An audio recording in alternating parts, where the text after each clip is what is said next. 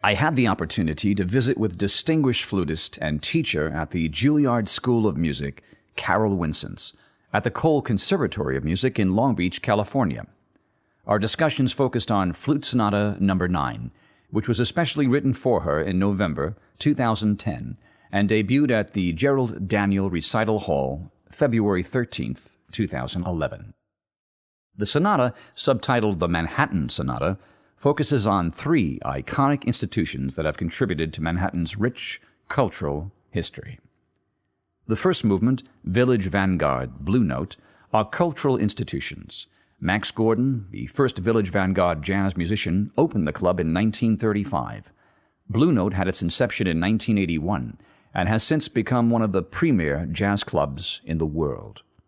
This movement serves as a tribute to two cultural New York icons that continue to carry the torch for jazz in the 21st century. Miss Wyncenc talks about how to avoid a stereotypical sense of swing to enhance the simpatico, genial, waltz-like feel of this first movement. So what I would suggest in terms of how to interpret this the successful way is to be comfortable with a sense of swing. And if you take just the very opening of this movement, already there's, because of the structure of the 16th notes, there's ample opportunity to do that. So if I've got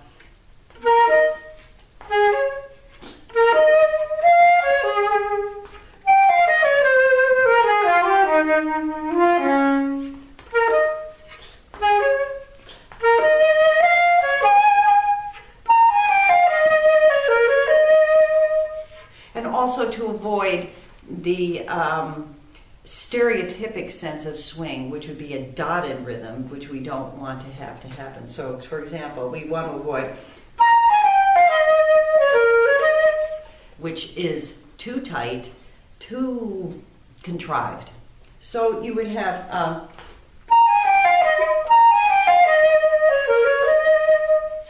and I think that that would suggest more of this simpatico, congenial, comfortable waltz feeling. The second movement, the High Line, Lower West Side, is an essential piece of New York's industrial past. The High Line is an extraordinary public park, which has been recently renovated, enriching a vibrant community which loves live jazz programming, innovative design, and excellence in operations. Miss Wyncenc talks about how to interpret the middle section, its challenges, the importance of ensemble playing, and conveying the emotion. The slow movement of the Manhattan Sonata is more layered emotionally. It begins with an easygoing opening, which is developed slightly, but then what's really keynote is the center section of the sonata, and there is no material quite like this in the entire piece. In fact, it is specific to the sentiment that Mr. Caliendo is expressing in this movement, unabashedly, I must say. The challenge is to bring all the depth and gravitas that really is in this music. And that, of course, is the apex of making chamber music. The combination of the piano and flute part are what permit you to really sense this. To play the solo line by itself is isolated, so you really must feel all the texture that's in the piano and how it builds to quite a climax, beginning kind of mysteriously.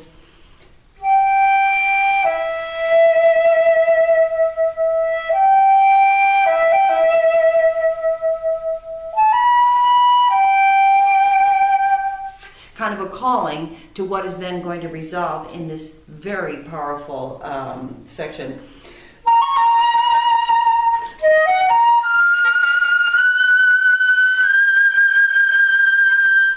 So there's the arch form, so to speak, where he arrives at this crowning moment, and very, very powerful, very inner and outer at the same time. So your sound has to be immediate and has to have a kind of urgency about it.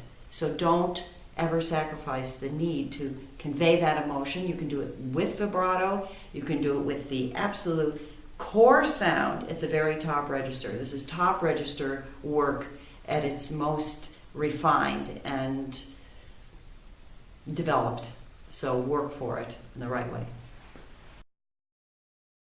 The third movement, Interborough Rapid Transit Subway, the IRT opened on October 27, 1904, becoming the first subway company in New York City.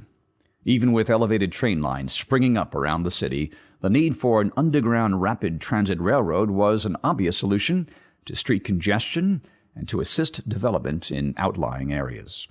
This music captures the admixture of crowds getting off at City Hall, the showpiece stop of the new subway, in 1904. Miss Wyncenc talks about how to bring the fun and energetic qualities in this section across.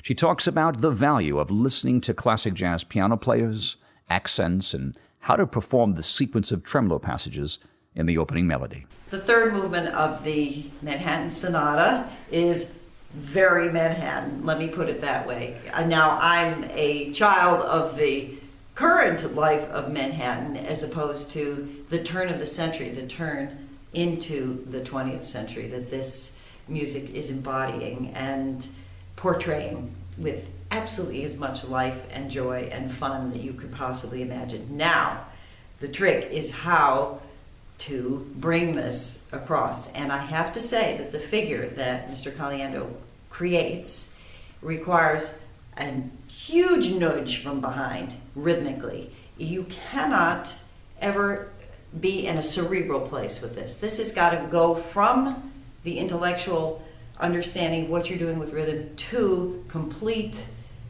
how do I say it, organic, primal movement. And your best bet would be to listen to, I don't care if you listen to Jelly Roll Morton or, any great jazz pianist will be fodder for this kind of exploration. The figure is tricky in every sense. You'll hear by the way I play it.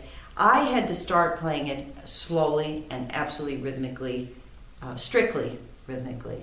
So the figure on the page sounds like this if you were to do it slowly.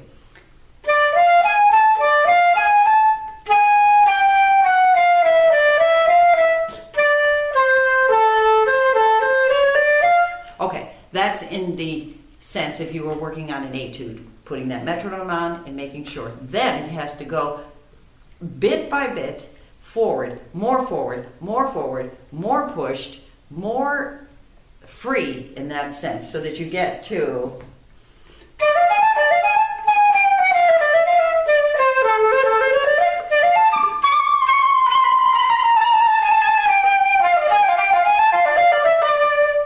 and then the accents are what are really critical here. With the tremolos, I have to say, there you go, there's your Taffanel Gobert. You got to go to the last page there of the trill exercise and get your shakes going, really shake.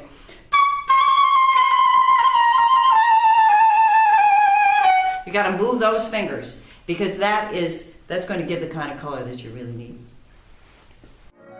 Hear Carol Wyncenc perform excerpts of Sonata No. 9 at ChristopherCaliendo.com.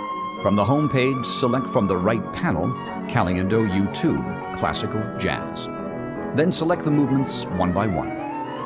Music for the sonata can be purchased in hard copy or as a download. Miss Wyncenc is an affiliate flute teacher at the Juilliard School of Music in New York City and Stony Brook University. A prolific recording artist, she was nominated for a Grammy Award for the 2005 Naxos recording of the works of Yehudi Weiman.